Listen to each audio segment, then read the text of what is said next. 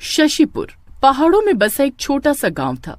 वो गांव देखने में तो बहुत सुंदर था, लेकिन शाम होते ही गांव का कोई भी बच्चा गांव के कुएं के पास से गुजरने की हिम्मत नहीं करता था। गांव वालों का मानना था कि गांव के कुएं में एक चुड़ैल रहती है और जो भी बच्चा दिन ढलने के बाद उस कुएं के पास से गुजरता है तो फिर कभी वापस लौट कर नहीं आता। गुड्डी बेटा, मुझे अभी सारे घर की सफाई करनी है, तो तू ये पानी का घड़ा उठाकर वहाँ पर रख दे। ठीक है माँ। गुड्डी पानी का घड़ा उठाकर दूसरी तरफ रख ही रही थी कि तभी अचानक उसका पैर मुड़ता है और घड़ा जमीन पर गिरकर टूट जाता है और पूरे फर्श पर पानी ही पानी फैल जाता है। अरे ये क्या किया तूने? तुझसे एक भी काम कभी ठीक से नहीं हो सकता क्या? लेकिन मैंने जानबूझकर घड़ा नहीं गिराया माँ, मेरा पैर मुड़ गया तो घड़ा गिर गया। चिंटू अपने दोस्तों के साथ खेलकर घर आता है, लेकिन उसके पूरे कपड़े कीचड़ में सने हुए थे, जिसे देखकर नीलम को और गुस्सा आ जाता है। हे भगवान, ये ऐसी औलादें मुझे ही मिलनी थी क्या?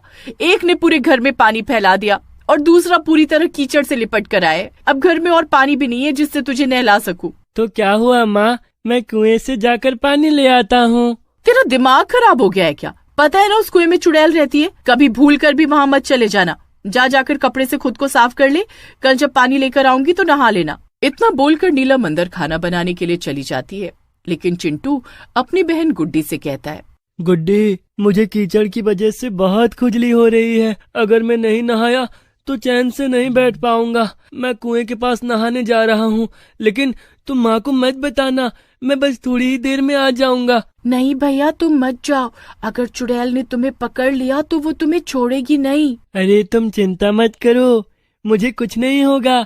बस माँ को पता मत लगने देना कि मैं वहाँ पर गया हूँ। चिंटू एक झोले में अपना तौलिया और कपड़े लेकर कुएं की तरफ चला जाता है। वो कुएं से पानी खींचता है और नहाने लगता है। तभी उसे कुएं से किसी के हंसने की आवाज आती है।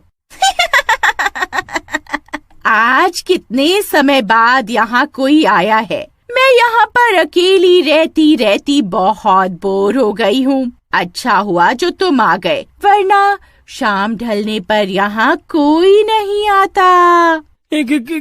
कौन है यहाँ? अरे डरो मत बेटा, मैं तुम्हें कोई नुकसान नहीं पहुँचाऊंगी। मैं तो तुम्हारी प्यारी चुड़ैल आंटी हूँ। पता नहीं लोग मुझसे इतना क्यों डरते हैं। मैं तो बस बच्चों के साथ खेलना चाहती हूँ। आओ, तुम भी मेरे पास आओ। नहीं, मुझे तुम्हारे पास नहीं आना। चुड़ैल भागो। चिंटू वहाँ से भागने लगता है। तभी चुड़ैल कुएं के अंदर से निकलकर उसके सामने आ जाती है। मैंने तुमसे कहा ना कि तुम्हें मुझसे डरने की कोई जरूरत नहीं है, तो तुम मुझसे डर क्यों रहे हो? चलो, मैं तुम्हें अपने साथ लेकर चलती हूँ। नहीं। चिंटू बार बार उसके साथ जाने के लिए मना करता है, लेकिन चुड़ैल जबरदस्ती उसका हाथ पकड़कर उसे कुएं के अंदर ले जाती है। चिंटू जब बहुत देर तक घर नहीं आता तो उसकी बहन को उसकी चिंता होती है।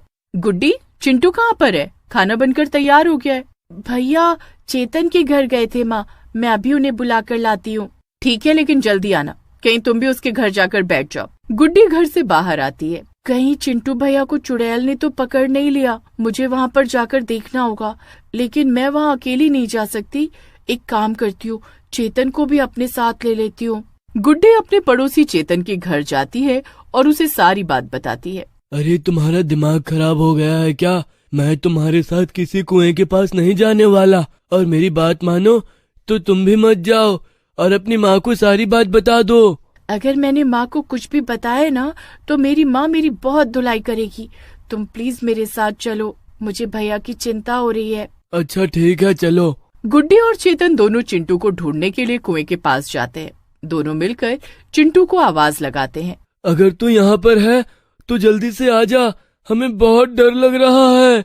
उन दोनों की आवाज कुएं के अंदर बैठी चुड़ैल सुन लेती है। लगता है तुम्हारे दोस्त तुम्हें ढूंढते ढूंढते यहाँ तक आ पहुँचे हैं। अच्छा है, अब मुझे 2 बच्चे और मिल जाएंगे। तुम चिंता मत करो, मैं उन्हें भी यहाँ पर लेकर आती हूँ। चुड़ैल जल्दी से कुएं के बाहर आती है तो चेतन और गुड्डी उसे देखकर बुरी तरह डर जाते हैं। चेतन चुड़ैल को देखकर इतनी तेज दौड़ता है कि पलक झपकते ही वहाँ से गायब हो जाता है।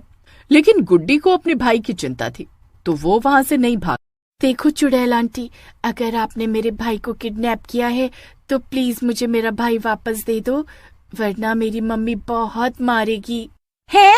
गांव के सब लोग मुझसे डरते हैं और मैं यहाँ पर तुम्हारे सामने खड़ी हूँ और तुम्हें मुझसे ज्यादा अपनी मम्मी से डर लग रहा है। आप वो सब बातें छोड़िए और बताइए मेरे भैया कहाँ हैं? मुझे मेरे भैया वापस चाहिए। हाँ हाँ, जैसे तो तुम कहोगी और मैं तुम्हारी बात मान लूंगी। चलो मेरे साथ चुपचाप कुएं के अंदर। गुड्डी नहीं नहीं चिल्लाती है, लेकिन चुड़ैल उसे भी अपने हाथ से खींचते हुए कुएं के अंदर ले जाती है। तभी चेतन भी दौड़ते दौड़ते अपने घर पहुंचता है और अपनी माँ को सारी बात बताता है।